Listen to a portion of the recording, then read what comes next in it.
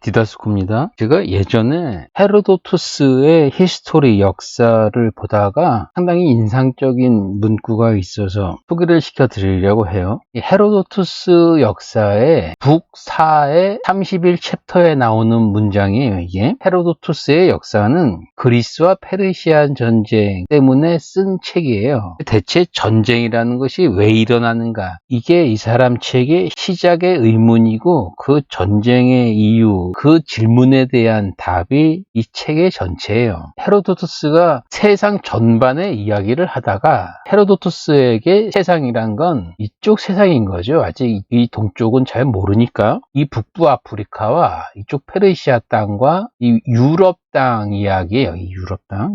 당시 헤로도투스의 세상의 전부란 건 시시안 이야기를 해요. 우리가 이제 스키타이라고 하는 거예요. 스키타이족. 스키타이도 일본 말이에요. 우리말의 역사책들 자체도 모두 그게 일본 말이에요. 너무나 부끄럽게도. 그리고 모두 잘못된 말들이고요. 영어로는 시시언스라고 해요. 시시언스. 영어 발음으로 알아두는 게 가장 좋아요. 고대 그리스어로는 스퀴세스예요. 스퀴세스 또는 스키소이. V 같은 이 레터는 위라고 소리를 내는 게 맞아요. 스키세스는 단수고 스키소이는 복수예요. 이 땅 이름이 스퀴시아. 스퀴시아 지역 사람이 스키세스, 사람들이 스키소이. 스키타이라는 것은 세상에도 없는 일본만의 소리고 그것을 아무런 검증 없이 그냥 그대로 지금도 현재 스키타이 이렇게 쓰는 것이고, 이 시시언스들이 사는 스키시아라는 게 푸케와 아라레를 거치는 이쪽 북부 지역을 스키시아라고 하는 거예요. 헤로도투스가 말할 때 이쪽 북부 지역을.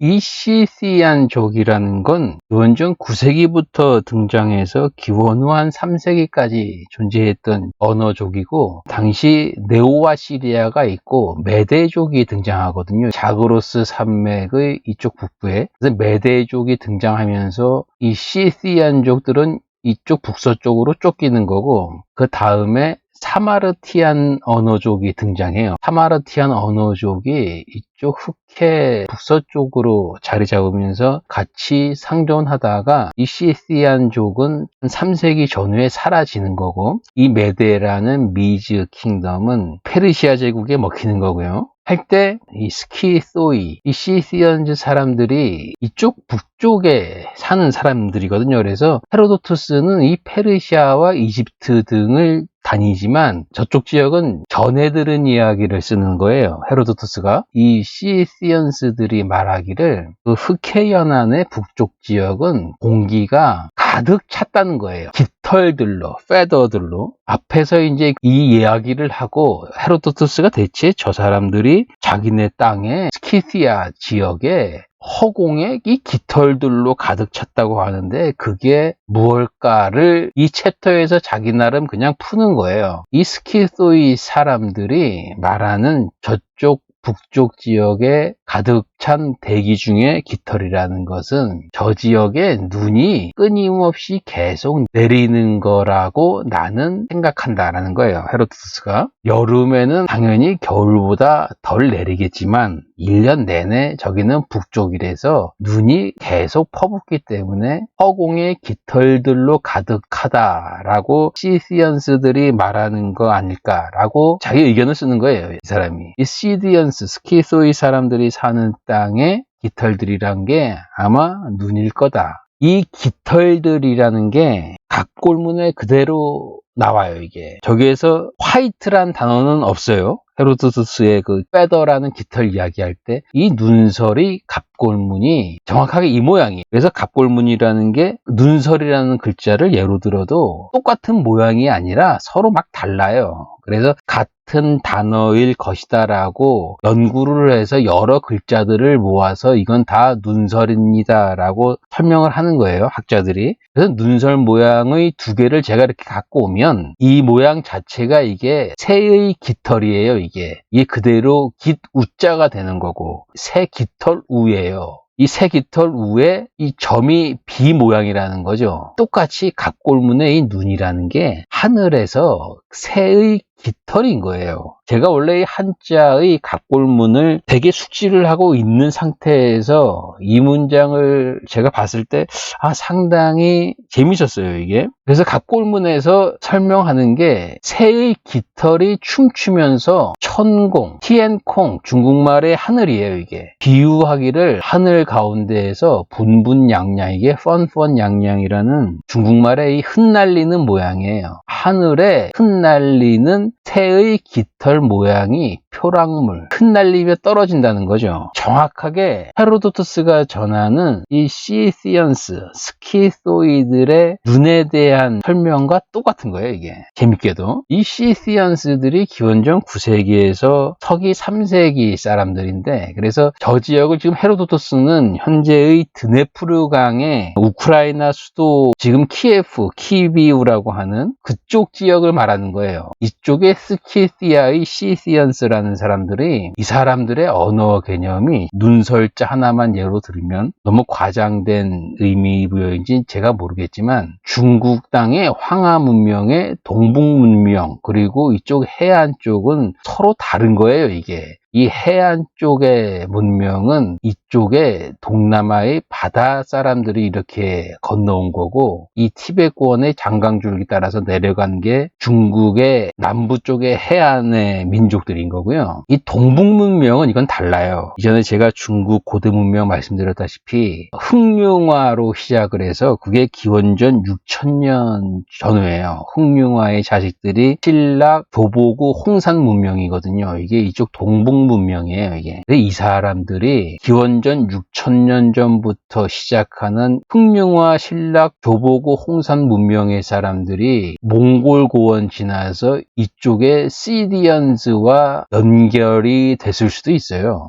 제 개인적인 생각은. 그렇게 물론 말하는 사람들이 역시나 있어요. 이런 말하는 사람들은 이쪽 러시아 학자들이에요. 이 러시아 학자들이 이 유럽에 대한 반감으로 중국 문명을 내세우면서 유럽뿐만이 아니라 비유럽권에서도 나름 고대 문명은 탁월했다라면서 이쪽 동북 문명 이야기를 이 러시아 학자들이 세게 내세우거든요. 소위 실크로드라는 그런 개념도 러시아 학자들이 꺼낸 것이고, 이 러시아 학자들이 꺼내는 게 역시나 동북 문명 이쪽 스텝 사람들이 이 수메르 쪽에 관여했다는 거예요. 그걸 가지고 단군 이야기에 환인 이야기를 엮어서 이 민족사학애들이 북복놀이 하는 거고, 그 개념을 그대로 지금 북조선 땅에서는 얘들은 지금 세계 고대사의 시작은 자기들 환인이라는 거예요. 그렇게 가르쳐요, 지금 얘네. 북조선의 고대사를. 웃기게도 자기들이 세상에 제일 잘났다는 거예요, 이게. 그러한 얘기들을 그대로 이 한국 땅의 학자들이 바닥에서 배워서 위대한 한민족의 역사 이런 식으로 참 국복놀이를 하는 것이고요.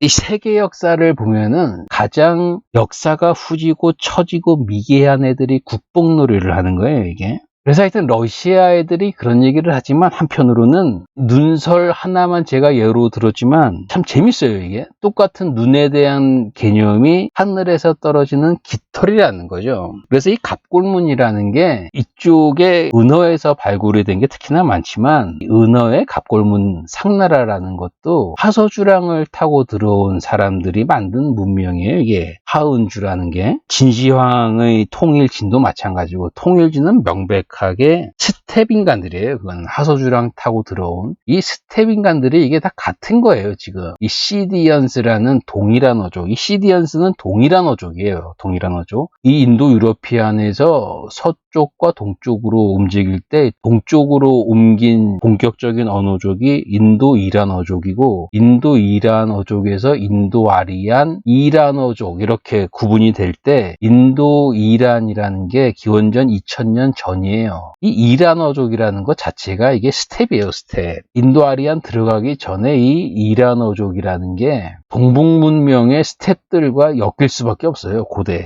저는 그렇게 생각해요. 어차피 말 타고 다니는 사람들이라서. 나중에 돌궐족이라는 투르크의 시작이라는 것도 아라레 쪽의 이라노족 사람들이 유연족 밑에 들어가면서 중국 쪽의 스텝에서 나온 게 돌궐이고 투르크예요. 그게 돌궐 투르크라는 것은 이 아라레 쪽에서 온 이란 사람들이에요. 그게. 그래서 이 이라노족과 몽고 쪽의 이 스텝들은 비슷한 거예요. 이게 사람들이. 깃털을 갖고 눈이다라고 묘사하는 게 각볼문의 이 개념과 아주 똑같은 거였고, 헤로도토스의 저거를 읽을 때 상당히 저 개인적으로 인상적이었고, 각볼문 하나 나온 김에 처음 초라는 게 있어요. 초. 제가 이걸 왜 갖고 왔냐면은 어디서 말하는 게 뭐 초라는 글자가 옷을 칼로 자른다 그런 개념이라면서 가르치는 것을 언제 지나가다가 한번 들었는데, 그 말 자체가 모두 이전에도 말씀드렸다시피 일본 애들 풀이에요. 포탈에 갑골문이라며 풀이한 것은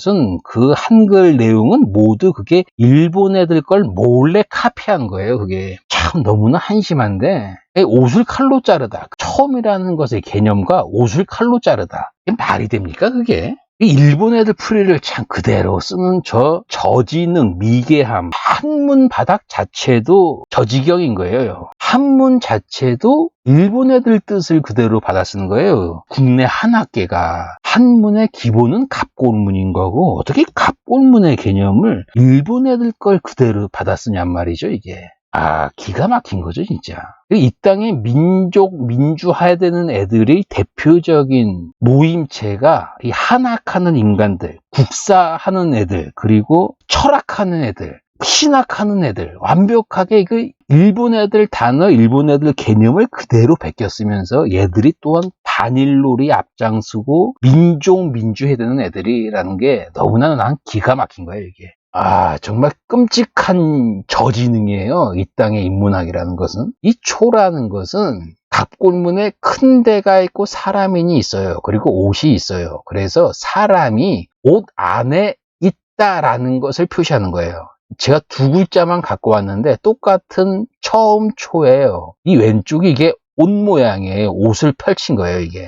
그래서 요거는 옷이 있고 사람이 옆에 있는 거예요. 이것은 옷 안에 사람이 있는 거고, 그래서 처음 초라는 것은 사람이 옷을 입은 거예요. 이게 처음 초예요. 그래서 이게 나중에 전문에서 오타, 오기 했다는 거예요. 근문에 있는 이 사람인 모양을 칼도자로 잘못 베꼈다는 거예요, 이게. 잘못 베낀 칼도가 그대로 지금 처음 초의 한자가 된 거예요. 잘못 뺏겼다는 거예요, 잘못. 그래서 절대 이게 옷을 칼로 자른다, 그런 개념은 절대 아니다 라는 설명이에요, 이게. 그래서 이 사람들이 푸는 게 아주 고대에 천지가 열릴 때, 인류 탄생하는 때를 원이라고 하는 거예요. 얘네 한자 기본 개념이. 그리고 나서 원시 시대에 인간들이 짐승의 가죽을 이용해서 차수본한 수치스러운 것을 가리는 거예요. 그러면서 따뜻하게 하는 거고, 그게 초라는 거예요. 초. 이 초라는 것은 옷을 입기 시작했다는 거예요, 이게.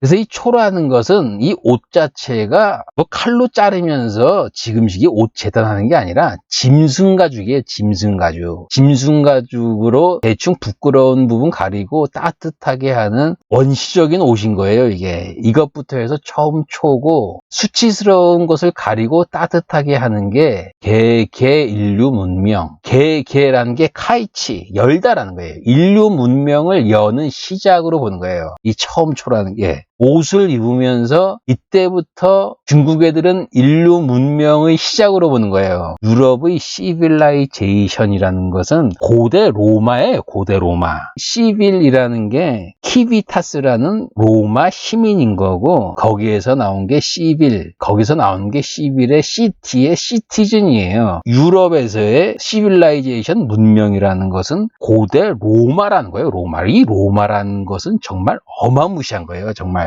여러분들의 상상 그 이상으로 로마라는 것은 어마무시해요, 이게. 중국과 비교하면 알 수 있어요.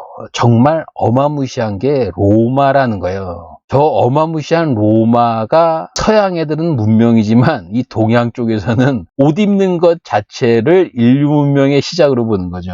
단어의 개념 자체부터 상당히 이게 후진 거예요, 이게. 그래서 이 시작이라는 개념은 뭐다? 옷을 입으면서 인류 문명이 열렸다는 거예요. 그리고 이 시라는 단어는 대표가족 번연연원, 번연이라는 게 번성하다는 거에 만연하다 할 때의 연이에요. 만연하다는 게 얽힐 만에 넓을 연이에요. 번식하면서 얽히고 설키면서 넓게 퍼지는 게 번연인 거고, 연원이라는 건 이게 못이에요, 못. 연못에 번식하고 퍼지는 그 못의 근본이라는 거죠. 그 상징은 뭐예요? 태모라는 거예요, 태모. 그것을 시라고 하는 것이고, 시에 이 계집여자가 있는 것이고, 초라는 게 인류 문명의 시작이다.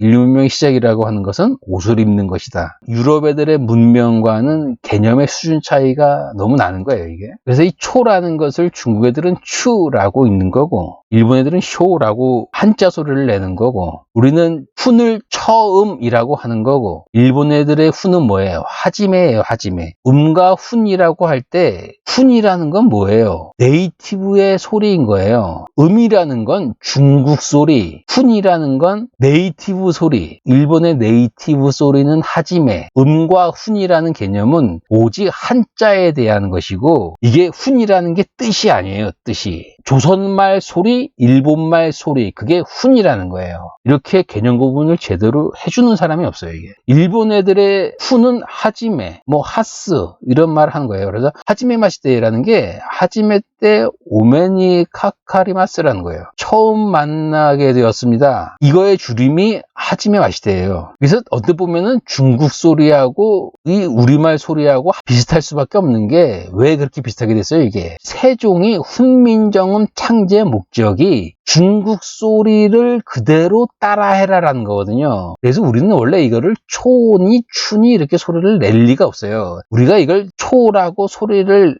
내지 않았을 거예요. 일본 애들 식으로 쇼니, 슈니 이렇게 갔을 거예요, 아마. 근데 중국 소리를 제대로 따라해라라고 하면서 추와 비슷한 초가 된 거예요, 이게. 훈민정음 창제 목적 제1이 뭐예요? 중국몽님들의 그 중국 발음 소리를 제대로 소리내라는 거거든요. 훈민정음이라는 게 딱 까놓고 중국말의 발음 기호가 훈민정음이에요. 세종의 훈민정음 창제 목적이라는 게. 그래서 한글 학자 애들이 한글을 배우면 중국어를 배우기 쉽습니다. 한글이라는 것은 위대한 겁니다. 이렇게 떠드는 이유가 그런 거에 있는 거예요, 이게.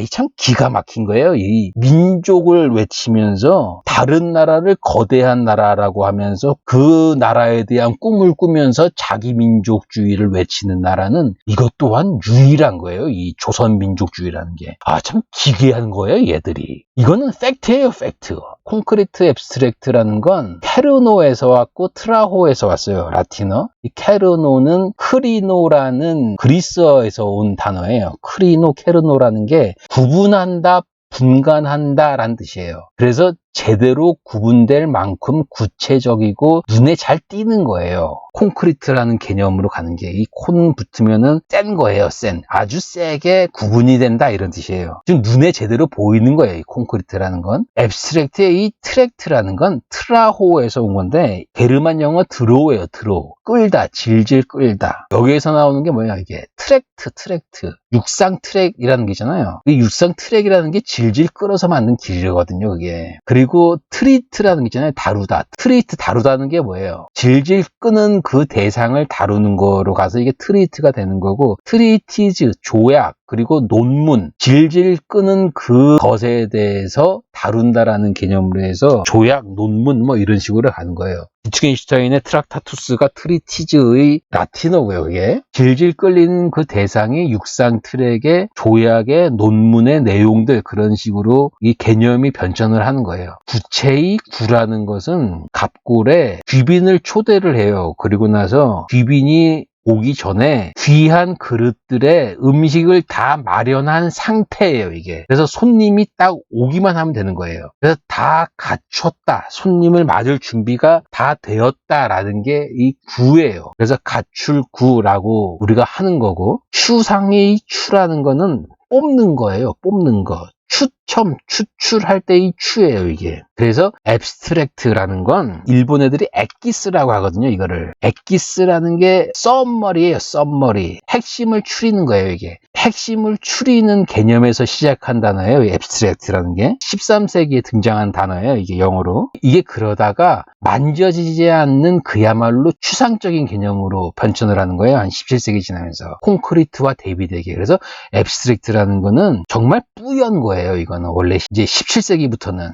엑기스를 넘어서 뿌옇고 애매모호하다는 게 앱스트랙트고, 그래서 조지 바클리가 뉴턴을 비판할 때 너희 글은 상당히 앱스트랙트다 라고 할 때, 이거 앱스트랙트는 뭐예요? 뿌연 얘기하지 말라는 거예요. 이게 안 좋은 개념인 거예요, 그 조지 바클리 시대의 앱스트랙트라는 이 단어의 개념은. 그러다가 제가 지금 쓴 앱스트랙트 개념은 콘크리트를 지배하는 세상의 배후의 강력한 신적인 개념으로 현대의 그라치아파를 중심으로 쓰는 게 앱스트랙트고, 지금은 이것을 진한 느낌으로 써요, 현재는. 그래서 같은 단어라도 시대마다 개념이 전혀 달라요, 이게. 이 모멘텀을 뉴턴의 공식에서는 질량 곱하기 속도에서 P라는 단어로 쓰는데, P라는 것은 펠로에서 왔어요. 펠로라는 게 내가 푸시한다는 거예요. 내가 밀어낸다, 드라이브에서 세게 움직이는 거예요, 이거는. 여기에서 오는 게 expel 하면은 쫓아내는 거예요, 밖으로.